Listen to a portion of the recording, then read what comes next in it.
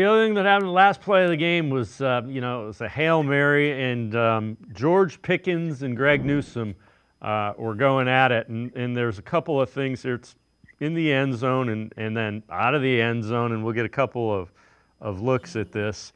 So there's Pickens kind of wrapped his arm around Greg Newsome's head, and they just keep going out of the end zone and kind of pushing back and forth at each other. And eventually had to be restrained. So George Pickens talked after the game about the loss to the Browns. What do you guys try to take away from this loss? What's the message, in the locker room? Just keep grinding. Like I said, conditions played a huge part in today's game. I don't really think the Cleveland Browns are a good team at all. I think the conditions kind of saved them today. Well, there's Greg Newsome's response via X, Twitter, or whatever you want to call it. He's referring to Pickens as a fake tough guy. It's hard to argue when you're 2-8 that you're a good football team. If you can't win, and here's the thing, you play in Pittsburgh. If you can't win in weather, you're going to struggle come November, December in the playoffs, George. When you're playing in, Pittsburgh. Exactly. Or wherever you might be. Exactly my point. It's not like you're coming in from Miami. You're in Pittsburgh.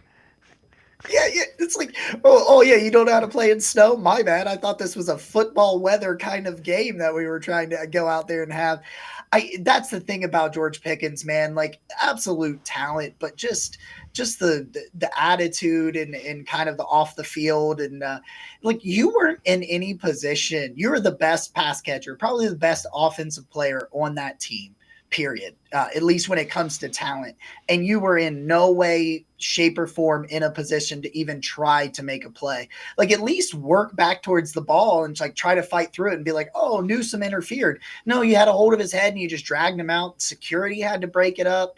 Denzel Ward was trying to get in there and get it broken up. And it's just like, this is why the dude kind of fell. And this is why, even as talented as he is, he's kind of rubbed a lot of people in Pittsburgh the wrong way from what I can understand.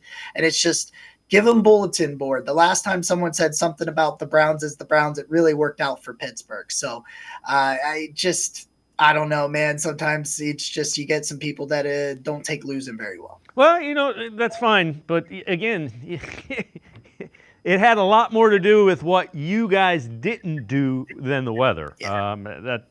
So that's fine.